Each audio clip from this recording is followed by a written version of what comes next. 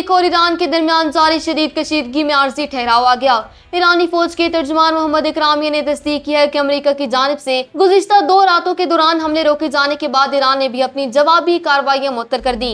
तर्जुमान ने अमेरिकी पॉलिसियों को शदीद तनकीद का निशाना बनाते हुए कहा कि अमेरिका स्ट्रेटेजिक फैसले करने की सलाहियत खो चुका है और उसके पास कोई वाज़ेह हिकमत अमली मौजूद नहीं, जिसका सबूत अमेरिकी सदर के फैसले और सेंटकॉम की कारकर्दगी से मिलता है। उनका कहना था कि ईरान इस अरसे में बुनियादी तौर पर अमेरिकी रडार तंसीबात को निशाना बनाया ताकि अमेरिका को मुज़ाकरात की मेज पर और मुआहिदे की शकों की पासदारी पर वापस लाया जा सके। वाज़ेह रहे कि ये पिछले हफ्ते अमेरिकी मीडिया रिपोर्ट्स के बाद सामने आई है, जिनमें बताया गया कि डोनाल्ड ट्रंप ने दिफाई मिसाइलों के ज़खायर में कमी के बायस फिलहाल ईरान पर मजीद वसी हमलों का मंसूबा मुअक्कर कर दिया।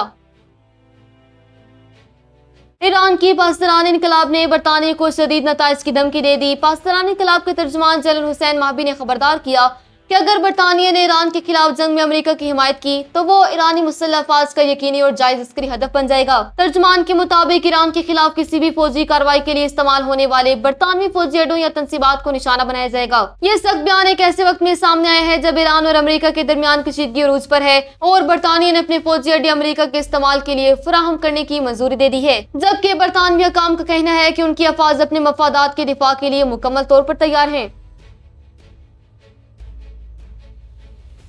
आजाद कश्मीर में हालिया बहरान और कशीदगी के तालिबान भारत से मिलने के सनसनीखेज इंकशाफात मंजर-ए-आम पर आ गए।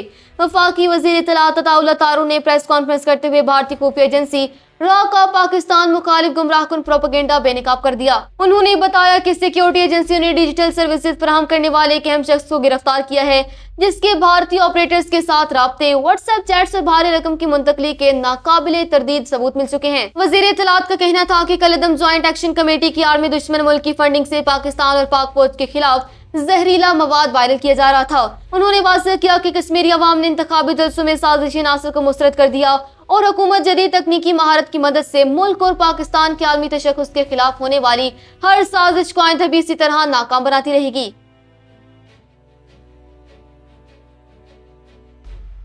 यमन से खबर शामिल करती हैं, जहां हौसी ग्रुप ने सऊदी अरब का एक अहम ड्रोन मार गिराने का दावा किया। यमनी हौसी ग्रुप के अस्करी तर्जुमान याहिया सरी ने समाजी राब्ते की वेबसाइट एक्स पर जारी अपने बयान में कहा कि उन्होंने सूबल जोफ की फिजाई हदूद में सऊदी फौज के जेर इस्तेमाल तुर्क साख्ता बेर किरदार आकंची जासूस ड्रोन को मुनासिब हथियार के जरिए तबाह कर दिया। हौसी तर्जुमान का कहना था कि वो अपनी खुद मुख्तारी की खिलाफ वर्जी का भरपूर जवाब देने की सलाहियत रखते हैं और आइंदा भी ऐसे इकदाम का मौसर जवाब दिया जाएगा। वाज़ेह रहे कि इससे कबल हौसियों ने सऊदी अरब में आरामको की तेल तंसीबात और यंबा ऑयल टर्मिनल को भी फिजाई हमलों में निशाना बनाने का दावा किया था। ईरान की वजारत तेल ने दावा किया कि अमेरिका के साथ हालिया जंग और उसके बाद नाफिज होने वाली जंगबंदी के अरसे के दौरान उसने मजमूई तौर पर 18 अरब डॉलर मालियत का तेल फरोख्त किया है। वजारत के सरकारी बयान के मुताबिक ईरान ने जंग के दौरान ये में 11 अरब 50 करोड़ डॉलर और बाद में होने वाली आर्जी जंगबंदी के अरसे में 6 अरब 50 करोड़ डॉलर का तेल फरोख्त किया।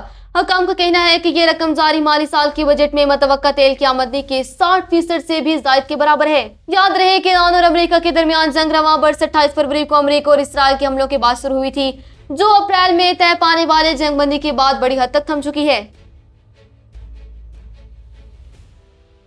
आजाद कश्मीर में आम इंतखाबात 2026 के लिए तमाम तर तैयारियां मुकम्मल कर ली गई और तमाम 13 हलकों में कल सुबह वोट डाले जाएंगे।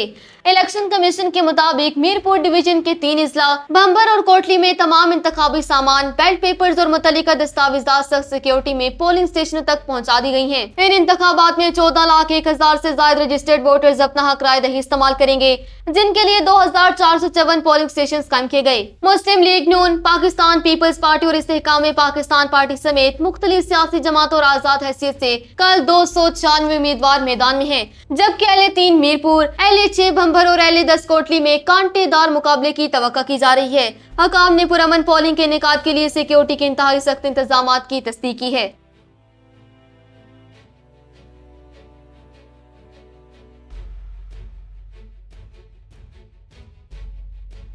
खैबर पख्तूनख्वा पुलिस ने सूबे में दहशतगर्दी के खात्मे और अवामी ताउन हासिल करने के लिए 83 इंतहाई मतलूब दहशतगर्दों की जदीद तरीन रेड लिस्ट जारी कर दी।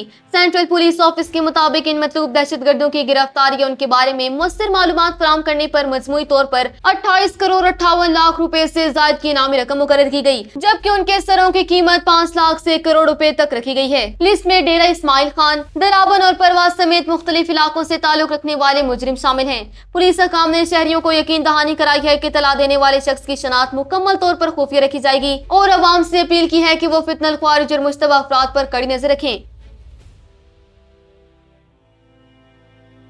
बालाकोट के करीब पंजाब यूनिवर्सिटी के मुलाजमीन की बस को हादसा पेश आया है, जहां गाड़ी खाई में गिरने से 16 मुलाजमीन जख्मी हो गए। तर्जुमान पंजाब यूनिवर्सिटी के मुताबिक ट्रांसपोर्ट विंग की रैपिड बस में 19 मुलाजमीन सवार थे, जो जाती तौर पर नारान कागान की तफरीह पर गए हुए थे। ड्राइवर के मुताबिक सामने से आने वाली गाड़ी को बचाते हुए सड़क पर फिसलन के बाइस बस बेकाबू होकर खाई में जा गिरी।